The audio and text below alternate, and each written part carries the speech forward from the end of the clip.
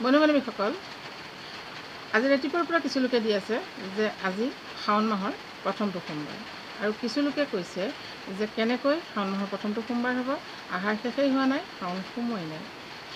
এই বিষয়ে মই কিছু লোকক সোধা পোছা কৰি এজন অভিজ্ঞ ব্ৰাহ্মণৰ পৰা জানিব পাৰিলোঁ যে এইটো জ্যোতিষ গণনা, চন্দ্ৰ আৰু সূৰ্যক লৈ গণনা হয়।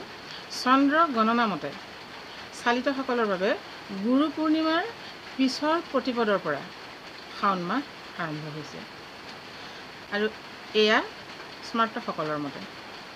আপোনালোকে নিশ্চয় জানে গুৰু পূৰ্ণিমা আহাৰৰ 25 তাৰিখে হৈ গৈছিলে, আৰু তাৰ পিছদিনা আহাৰ মাহৰ 26 তাৰিখৰ পৰা প্ৰতিপদ আৰম্ভ হৈছিলে।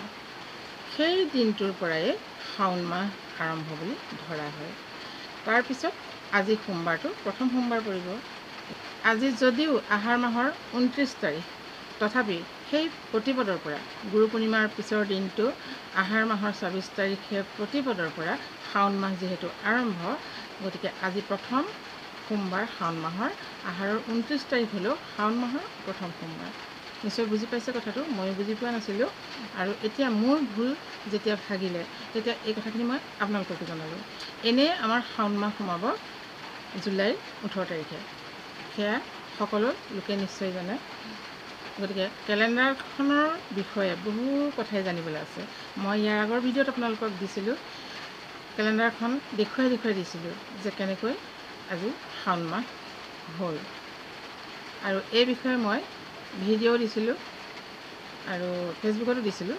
তাৰপিছত মই সেইখিনি পোষ্ট দিয়াৰ পিছত এই কথাটো জানিব পাৰিছোঁ। গতিকে নজনা কথা মানুহক সোধাটো ডাঙৰ কথা নহয়, কিন্তু নাজানি পেলাই নিজে যদি কৈ থকা হয়, কাৰো পৰা শিকিব বিচৰা নহয়, তেতিয়া কেতিয়াও আমাৰ জ্ঞান নাবাঢ়ে। মই নিজে বুজি পোৱা নাছিলোঁ কাৰণে বাৰে প্ৰতি ইউটিউবতো দিছিলোঁ আৰু ফেচবুকতো দিছিলোঁ।